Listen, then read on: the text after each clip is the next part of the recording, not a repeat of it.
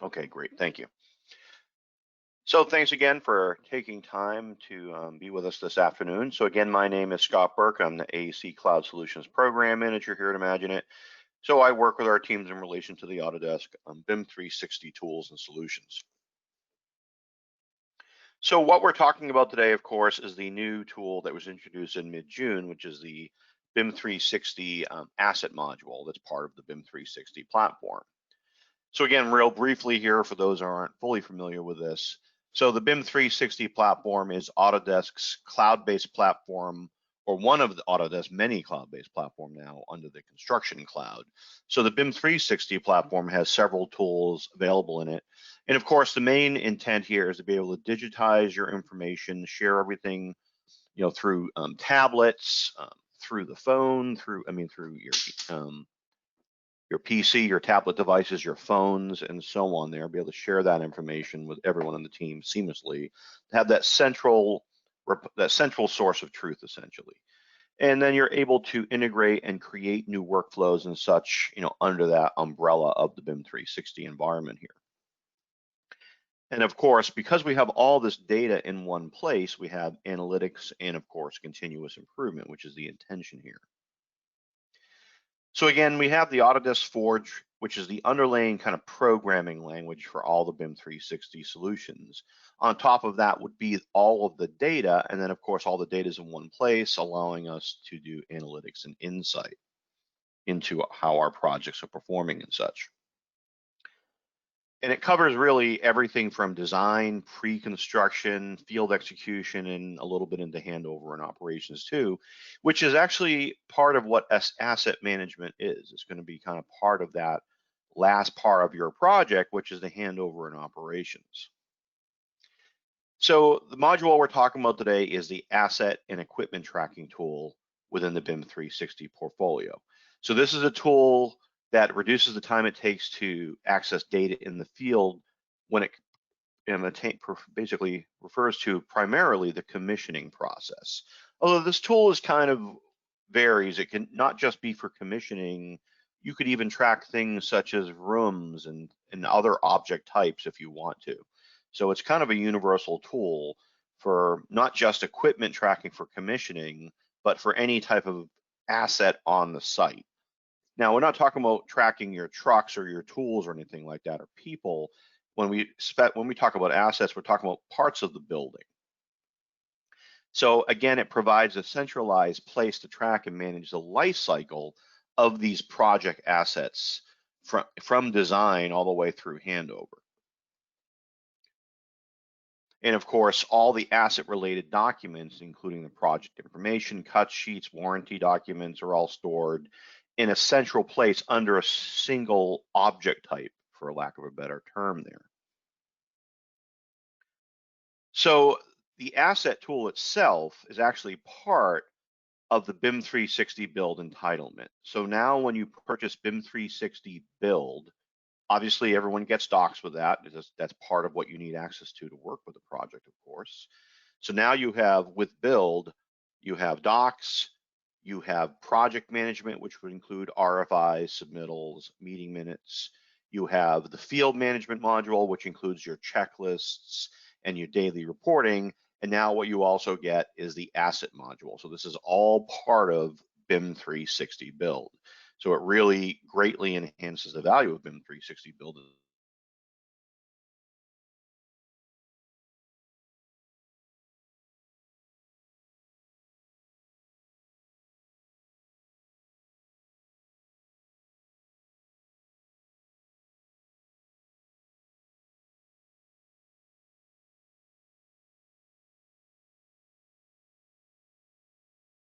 Hey Scott, I can't hear you anymore.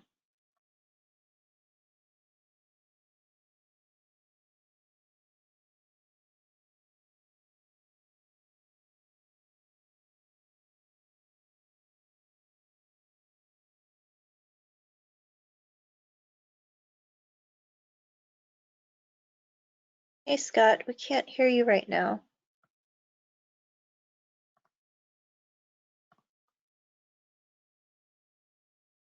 Yeah, I know. Go to meeting, or I don't know if it's local internet issues. Hopefully it won't happen again. All right.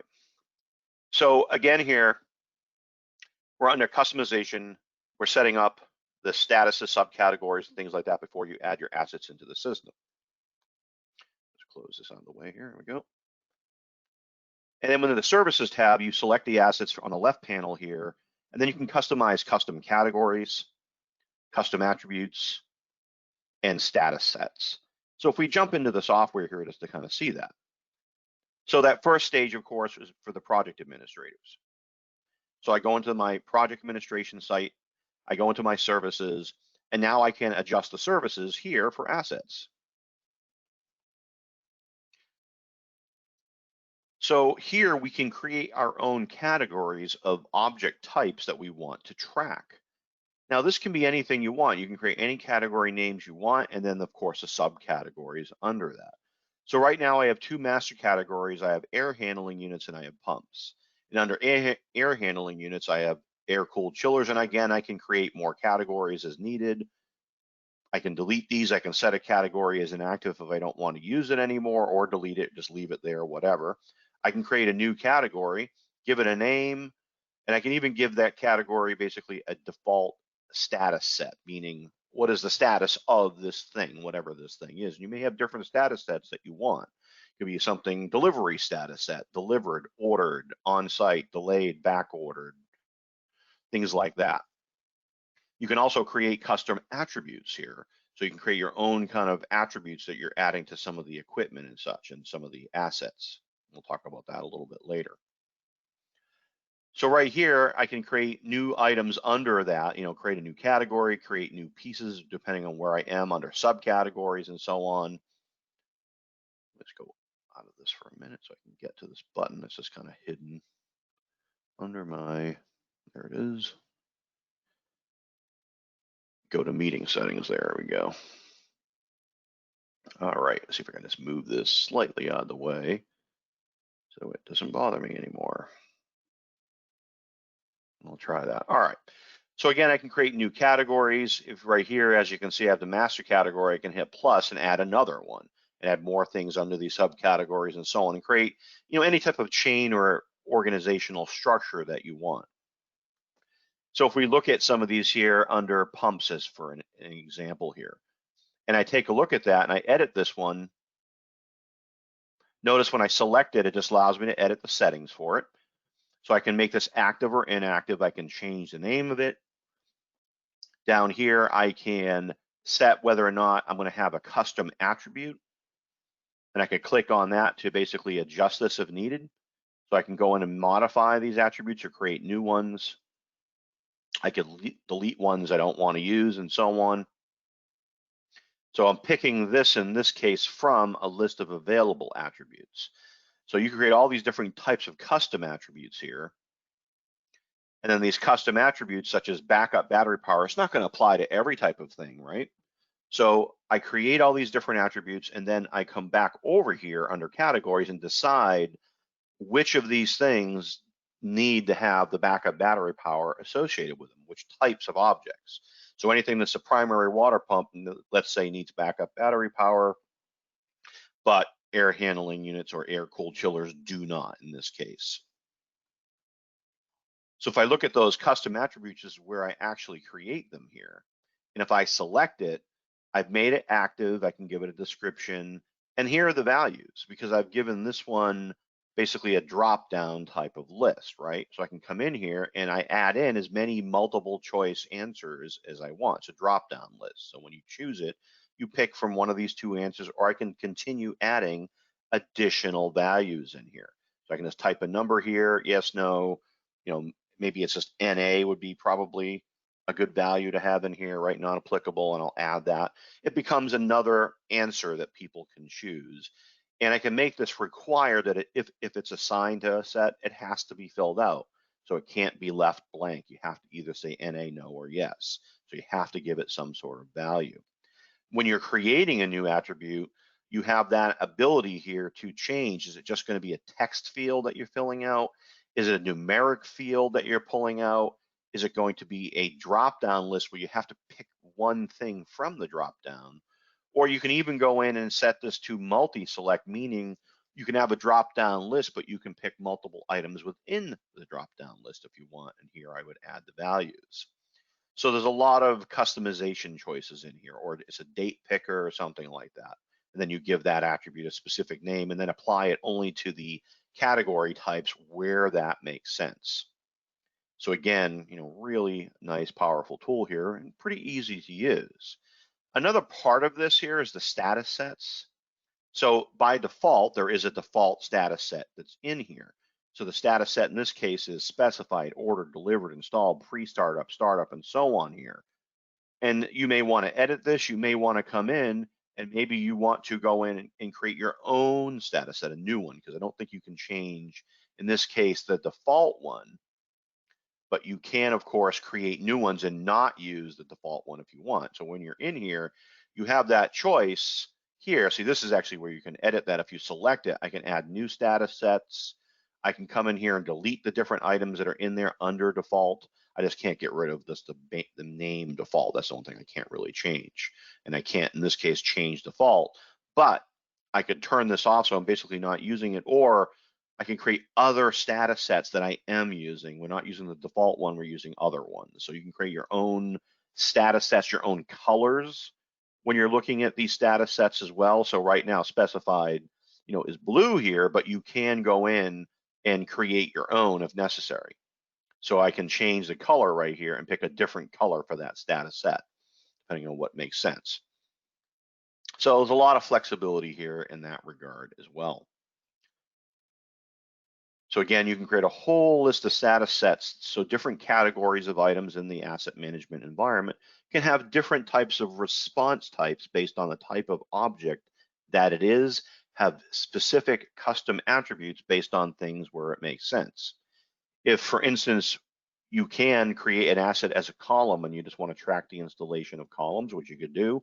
Obviously, a column doesn't need backup battery power. So you might have a category here called structural elements, and then a subcategory called columns. And of course, you're not going to add the custom attribute for backup power required, but maybe for whatever reason you want number of studs, and you can specify how many studs are on a beam or whatever, things like that. So you could certainly do that if you need to. So it's a very open system. It's not really pigeonholed into just doing one type of thing. It's really tracking anything that you might want to construct. You could use this to track doors and install doors, or more importantly, if you're doing like retail, you want to track the installation of powered doors, right? The ones that automatically open and close and such. So again, you can come in and set all these statuses up to you. There's also permissions here, so you can control how do people interact with assets. Do they even have access to it at all? And if they do they have full control? What is the level of control that someone has? So I could come in here and add an individual to this, and then choose someone out of the list here. I could just say this role, this company, this person, whatever I basically want, maybe Sam Smith. And I'm going to give him, he can view, he can create, he can view and create assets, or he has full control over the asset tool for this one project. So you have a lot of flexibility. Maybe they can just see things, they can't participate. Or you can just turn off the system entirely. They don't even see assets if you don't want them to. You have full control over that. So now that we've kind of set up that customization here, we've gone through all the settings, the custom response types. The next part is, well, how do I get my assets into the system? Well, there are two ways to do it. The first one here is the import assets in bulk. So they give you a sample spreadsheet, and then you could go in and type in all the assets that you want to track, give the information for it, or the information you currently have, and that's going to set up the assets, and then you can fill in the balance of the information right on the system. So right here, you can import a spreadsheet, and it gives you a location to download the sample, of course. And then in the spreadsheet, it explains to you what you can fill out and what you need to fill out so that you can bring things in basically in bulk here. So back in the system here, if I go, now I've set up everything. I've set my permissions, categories, custom attributes, and status sets. I can actually go into the assets tool here. Now I already have some elements in here, but as I was mentioning before, you can hit import, there is the sample template that I can simply download. So here's my sample template that they provide you.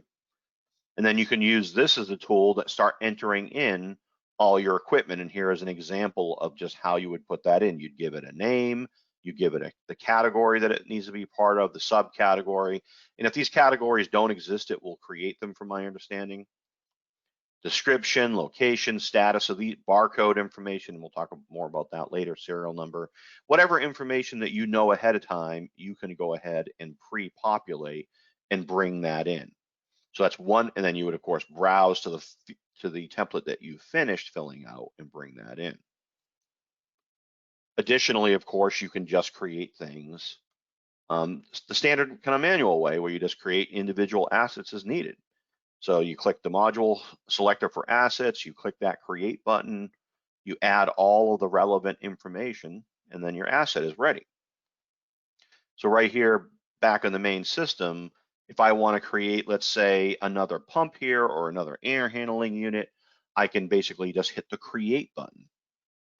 And I'm going to give it an ID, air handling unit -5. So I think I have 4 in there. Well, what category does this fit under? Well, it's under the air handling units, and it's an air-cooled chiller in this case, let's just say.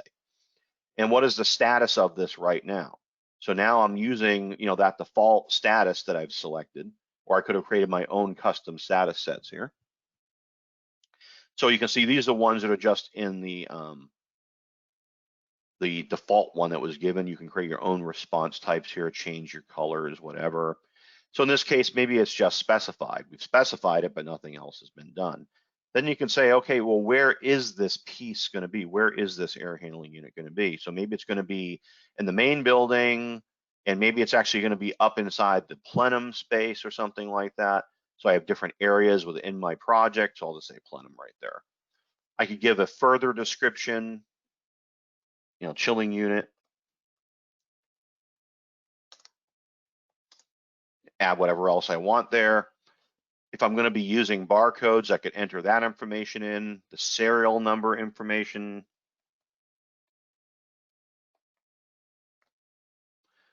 If it's related to a submittal number, is there a specific spec section that it's assigned to? Is there a purchase order number? What's the purchase date? We haven't purchased it yet, so we don't know. It's only been specified. So again, I don't know a lot of this information yet. Maybe I do know that it has to be trained. We know that, and we know the model number. So maybe it's whatever the model numbers are for train. I'll just make something up here. And maybe it's an AHU. Is there a coding for that? That's the model number. And I hit create. So now I have another air handling unit right here. I can see the model number, and any of the information that I filled out, of course, is here. And if you want to turn on more fields, you always have the ability to come in here and turn on additional fields. Maybe I want to see the serial number. I want to see the manufacturer. So now I see that information in the list here. And of course, you can take this list, and we'll talk about that a little bit later about exporting that. So again, what we can also do is if you're in the field and if we associate barcodes with the devices, we can certainly do that. So right here, you have a choice. Do you want to use barcodes, which is going to give you a maximum of 48 characters, or do you want to use QR codes? These can carry 100 times the amount of information. It can be slightly less dense or even more information. So they can hold lots and lots of data, websites, all types of things. So QR codes are becoming far more popular now, especially on site, because you can add so much more information to them if necessary. And there are plenty of tools on the market. You need to go ahead and you want to be able to scan for these, so you need to go on, find a QR code or a barcode generator. Most of them are actually free, and there are other tools that will allow you to create stickers and everything from them. And again, once you have the barcode, then you're able to be on site, see some sort of barcode on a device, scan it, and again, barcodes are QR codes. And then again, from the desktop, you can click on the barcode there and enter it manually as well. So when you're coming from the desktop, obviously you're assigning the barcode here, or maybe you're in the field, you're printing a barcode out, sticking it on the object because maybe they just got delivered from wherever they're coming from, and you've got the delivery, and now you're putting the barcodes and assigning barcodes to each piece of equipment, and then you can specify where that piece of equipment goes. Or maybe you've already assigned a numbering system, you print out the barcodes and then assign them to those objects as they come in. So on the job site, you're going to have that printer and barcode generator, and you're going to type in whatever this number designation is, and it's going to create the barcode or QR code for it, and then you attach it on site to that object. So again, that's just built into the tool. If we take a look here, and we can view the model, the asset module and the iOS app, right? So we have access to all that same information here. So if I pull up here, just bear with me for a second. I'm going to start my share tool so I can share my iPad here with you. There we go. So here I'm going to go ahead and I'm going to open up my BIM 360 app. And I will just, of course, sign in.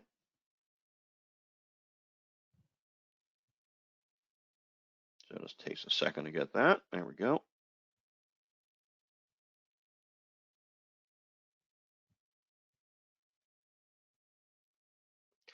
So now I'm in my project down here, and in the bottom, I can go here to assets. So here are all my assets from the system, including the one I just added there, air handling unit number 5. So right here, I could go into the barcode and pick one and scan it. So that's going to let me scan a barcode and add that into the system. Unfortunately, I just don't know if I have a barcode of anything handy here. I meant to actually have that. But again, I could scan that item in and then assign that element, that barcode to this, or I can go in and I could just type it in here too. Cancel that. So in that case, I could just scan a barcode. It's going to assign it to the system and then stick the barcode on an object. So you can do it that way, or you could fill the numbers out in the PC app, and then you'll see the number, type that into your barcode generator and assign it. So of course, once you've done that, if you go down here, back to more, you see, you can go in and you can get your barcode. You can basically go in and, scan something and bring that particular item in, under the asset. So this is assigning the barcode to the asset. So you have a barcode, you want to assign the barcode, you print it out.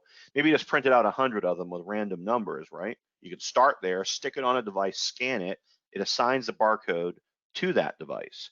Once that's done, when you're in the field, a contractor or whatever would, under the assets button, if you can see in the left-hand corner, far up to the left there's a little tiny scan icon. If you hit that icon, this is where I'm going to scan something, and it's going to bring me to whatever object that is in the asset tool.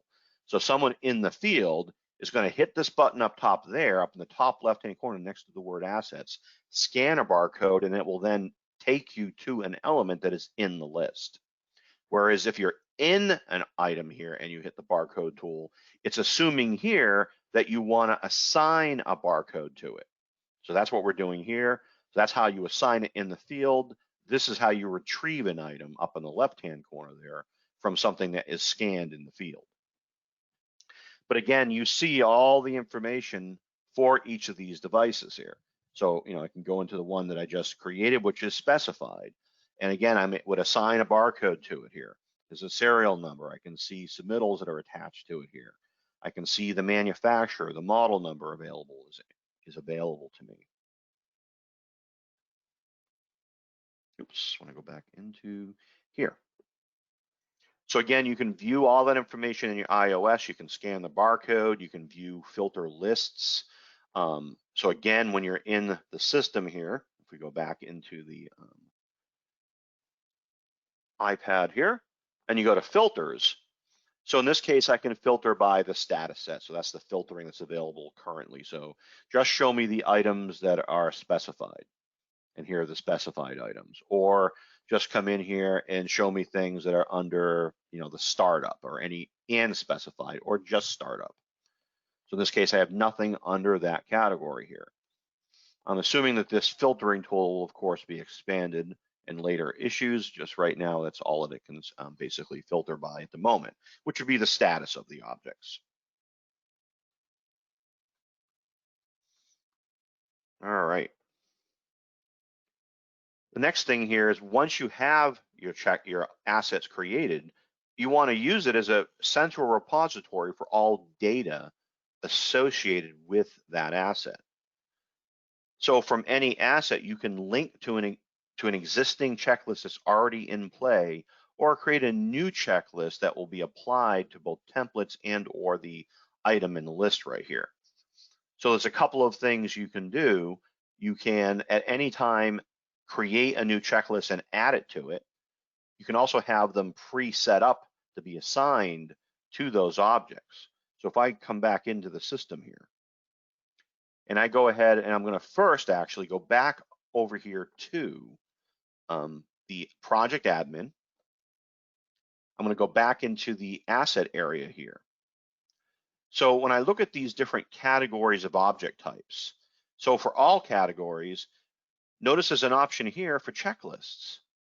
So what I've done here is I've added to all categories. Everything in this list is going. I won't have anything. I probably don't want this one here because that's too specific, right? So I'm going to remove that. And again, not everything in here is going to be electrical, so I'm going to remove that. So I can come in here and remove things that don't make sense for everything. So if I put under all categories, everything would be there. So for instance, or it would be available. So I'm going to hit add a reference here. And these are all the checklists that I have. And I just want to have on here some safety ones. Oops. So maybe I just want some standard, just electrical safety thing. So if there is an electrical item, there's going to be some safety requirements that you have to follow. So that's going to pertain to everything. But if I go to air handling units specifically and specifically select air-cooled chiller, in this case, it's going to have the electrical, of course, as all categories, but also I've added a punch list for HVAC distribution and a pre-functional test for air handling units. So these checklists will be available for this particular device. If I click on one of these, it'll just take me to the checklist itself where they're stored, the template, because again, this is a template. So this shows me the template for that specific type of checklist. And again, I want to go back here. So I'm pre-assigning that if anyone creates an asset that is assigned to this category, these two checklists immediately become available to be used. And then we also have one inherited from down here. These are linked and inherited templates, meaning from the categories above. So this will also have the electrical safety one as well. So this is, again, the settings, the customization that you set up early. When you're actually using assets, when a new asset is added, so we added air handling unit 5 there, and I'll select this. Notice here that I have an option called checklists. So I can either add a reference, which means I want to link to existing checklists that are running right now. So this would be, there's a checklist, in this case, this checklist is completed. I don't want to link to that. This one is in progress. Oh, we need to assign that to this one. So I can come in here, oh, this one here, it's already in progress and it was supposed to be for this one. So I'll assign this checklist to this particular unit because it was already started for this unit. And because it was maybe before the asset module came in, now we want to add that checklist to it. Or I could add a new checklist, which is an empty checklist. So these are the 3 here that I've made available to be automatically used on anything that is an air handling unit. So maybe I want to create brand new checklists for this. So by picking one of these, I select it and it creates, so let's use the electrical one since that's not on it. And I hit select, it adds that one. So you have to do them one at a time because when you create a checklist for this, here is my template. I would hit create checklist. I would assign it to someone, whoever needs to do this checklist, who's going to be assigned to this piece of equipment and so on. I would assign all that information or leave it blank because I don't know yet, which is perfectly fine as well. So now that's been added. So now I have an existing checklist that's working on this. And I also have a brand new checklist that is blank that hasn't really been assigned to anyone yet. So I'm preloading these, I'm getting these ready for the commissioning process. I've attached all the required checklists to them and so on. So again, really powerful tool here, again, allowing that object, that unit, to manage itself, to have all related things to it in one singular place. And on the iOS, you can do the same thing. You can also create the checklist right on the OS and add them to it. So if I go back to the iOS here, you can see checklists and see this is the one that's in progress for this unit. I can go to any of these others and I can see any checklist that might be assigned to them. If I hit add checklist, here are the checklist types that can be created for this. So right here I can specify maybe it's electrical safety. This is the one I want, I'll select it. I can create a scheduled date of when it has to be done, hit create, and it is now available to be used here and is now attached to this. And maybe I've also found out that this unit's actually been ordered, so I've changed its status as well. So now that's done for that specific unit. Moving on here is we can also link any relevant information from a specific asset, directly to that asset item. So I can attach new documents that I uploaded, or I can go ahead and I can upload a brand new file or add something that's already in document management. So in this case, I can upload a file, or I can link a file, in this case, that's already in BIM 360. So maybe I have all my specs in a certain folder and so on. I can absolutely do that. So if I go back into the system here, I can go into Air Handling Unit 5 here. I could go to Attachments. And it says Browse to Attach Files, and then I can either upload a new file from the computer, or maybe I already have some information in here under my project documents. I have my project specifications right here. And do I have something for this type of specification, a HVAC unit or anything like that? I actually have one under docs here. I can't remember if I do or not.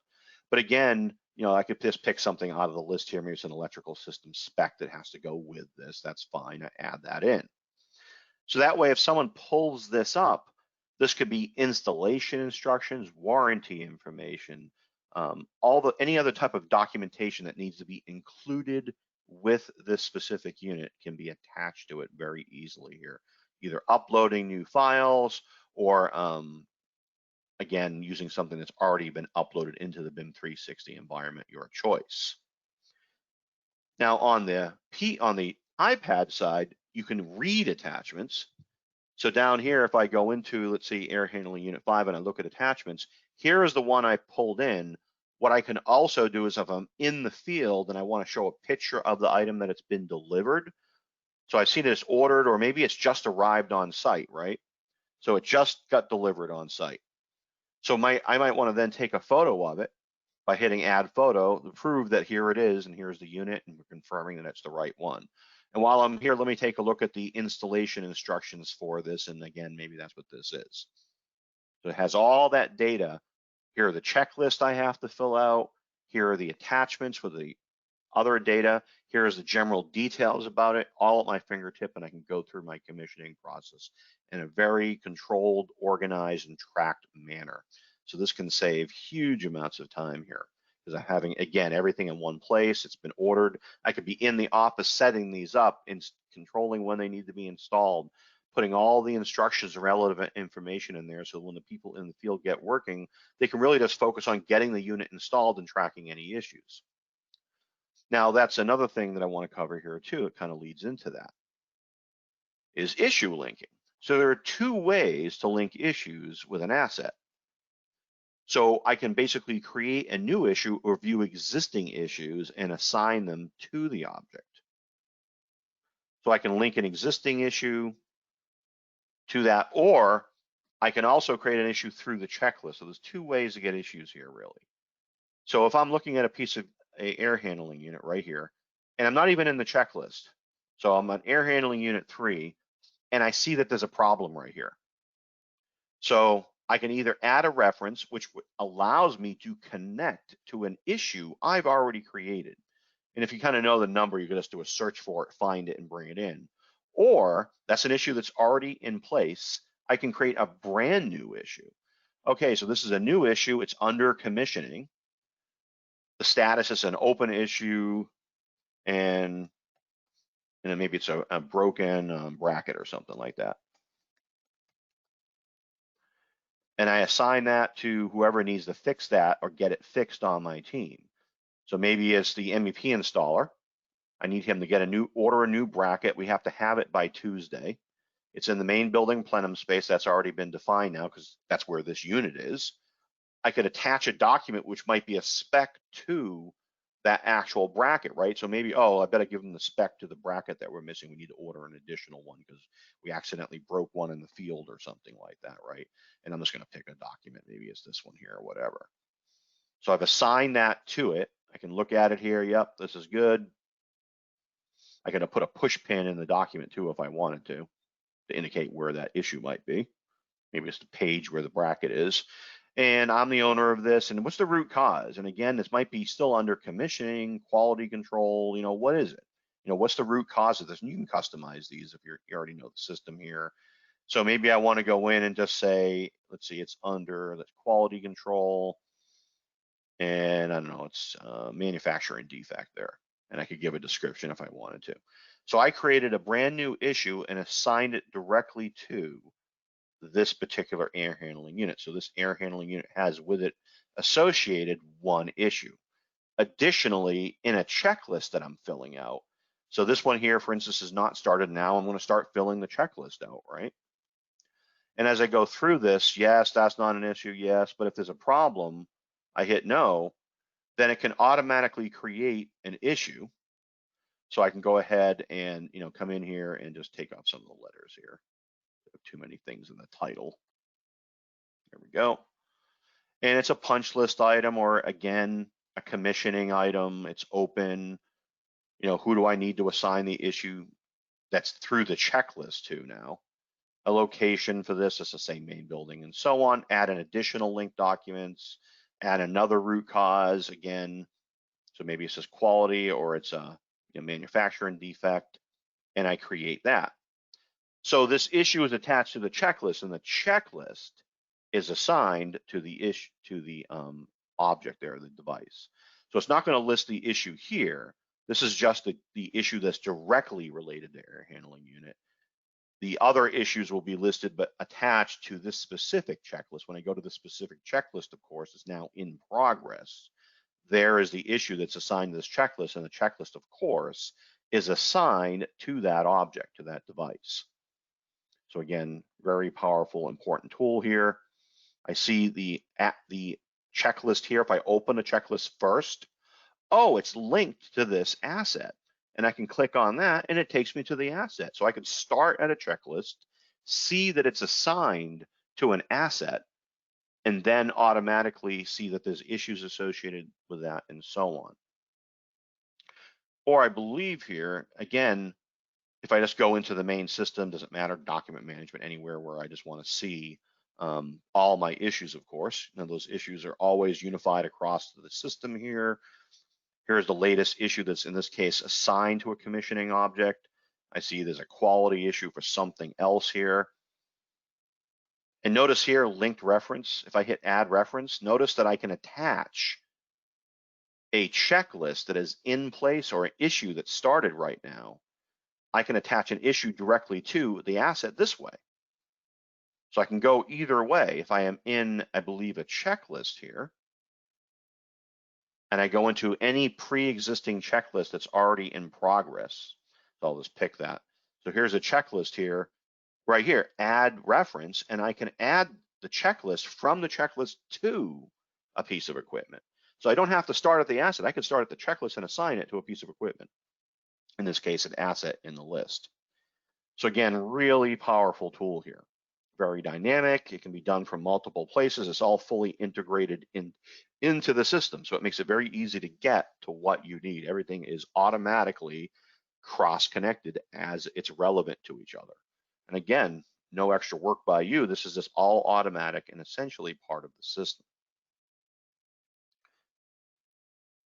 Moving on here. So the next part is really exporting the asset reports. And this kind of goes into handover. So you're at the end of a project. Obviously, you're going to extract or give the owner all of the documents. But what you'd also like to give them is a data-rich spreadsheet that they could then take and immediately import into their facilities management system, their work order management system, and so on. So this allows you to kind of give an extra service to your clients where you can provide them a exported report that has all of their management, their asset management data that they can use to start managing all the equipment in a project that needs maintenance and things like that, which of course would be your HVAC equipment, all of that, or any MEP, I should say, electrical equipment, elevators, whatever, right? You want to have all that data so that they can take those items, it populates it into their facilities management program, and then they can start doing maintenance and see when warranty dates are and all those other things that they need to know. So again, this can be a really nice way to provide that extra service. So when you just hit export, it sends you a link, and it allows you to see this link of all your assets. And what you could also do is you could just take your existing assets now, export them out, make mass edits to all your elements from one place, because quite frankly, it's usually easier to do mass edits to something in the Excel spreadsheet, and then import them back into the assets module. So this is a good way to export everything out, do some mass edits that are sometimes just easier to do in a spreadsheet, and then push them back into the asset system. Maybe you just have the purchase order date and you have 500 items and it's all the same date, or is this 3 or 4 dates in certain groups. You could easily just paste those in, right? And then once you're done with that, import that back into the system. So not only is this a way to give data out and use it for the handover process, it's also a way just to do mass edits and manipulation of the data in a different way. Update the report, push it back into the system. So again, really powerful tool. And again, that's what I already showed you there. You would just hit export here. So that will give you a CSV file, will be emailed to you, and then you can edit that file and then import it back into the system. Let's hit import here, or here's the sample of what it would look like, but this would just give you the exported one right there. And then bring that again back into the system here. So again, instead of having to pick each item, right? Because you can only edit one item at a time, but maybe there's something about all of these that you want to set as the installation date for 50 of them. They all get installed today. Well, you'd have to go to each one and type in the date, right? That'd be kind of a pain to have to keep doing this. So what you could do, like I said, is export it out as the Excel document, make the bulk changes easily, then import it back in, done. So this is different ways to do that. All right. So with that, that's really all the key features inside of the BIM 360 asset module. So it's powerful, yet it's actually pretty easy to use. Again, if you want any more information on any of the BIM 360 tools, you can of course go to our construction resources page on our website there, maginet.com. And at this point, I'd like to open it up for questions. Thank you, Scott. We do. One, can this software work with master spec? I don't know offhand if master spec has an integration with BIM 360, then possibly, but that would have to be through if master spec has it. Otherwise, if master spec has an API, which I'm assuming that it does, you can create your own custom applications through Forge to integrate it. I just don't know if master spec has any third-party tools or anything that are integrating that. I don't recall seeing any, but I could be wrong. Okay. Can asset module attribute scheme or checklist be imported, exported into an open format? Not directly in the system. Again, through custom programming, the Forge API may allow for that. But that would be a custom programming question for what's available in the API of Forge. Okay. And I know you touched on this. Is there an ability to assign permissions to different values, attributes, basically a firewall within the program? No, you can only control whether or not people have access to the asset or not. They can view it or edit it, but that's it. You can't control individual pieces of the data. Like each piece of data it's either all or nothing when it comes to editing an asset. Can assets be linked to a Revit file? Not at this time. There's no linking to anything drawings and or anything 3D or any plans at the moment. My guess is that'll come in the future, but not currently. Okay. How long has this program been used in the construction industry? BIM 360 has been used for years. I mean, it's been in one form or another for, I don't know, 10 years now. Some of the new BIM 360 tools are newer, but it's been in the industry for that long at least. The asset management module was introduced in mid-June. Okay. Can you share any names of a few major projects or teams that have utilized this version of BIM 360? You can go to Autodesk website and they have a whole list of companies, hundreds of them, that have worked with BIM 360. And all the big names are there, from Skanska to Turner Construction, all the big ones, Gilbane, and so on, I'm sure is all in there. Okay. Will the asset module become part of the templates that can be reused for other projects on their creation? I'm assuming so. It's not yet, but I know that they already have created a huge host of templates now, meaning I think all the major settings now, issue settings and things like that, are all now part of the templates. Fortunately, it's something I've been waiting for a while. I don't know what has been done, if anything, with the assets yet. Might already be there. I haven't had time to look. It's too new. But a very good question, actually. Okay.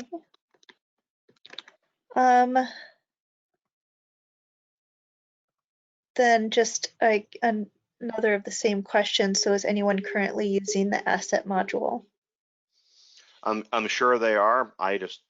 Again, it's only a month old, 2 months old barely. So I don't know exactly. Yeah, it's like a month and a half, mid-June. So so I just haven't worked with anyone yet on it. I'm sure they are, because it's easy to use and people have been asking for it for many years. Wonderful. Well, that is all the questions I have at this time. If anyone has any additional questions that you think of after the fact, just send them along to me. You can reply to the email invite and I can forward them on to Scott or someone on the team. This was recorded. It takes a few minutes for it to process, but we'll get it posted on our resource center and we'll be sure to send you guys a copy. Thank you so much, Scott. Thank you. And thanks everyone for your time. Appreciate it.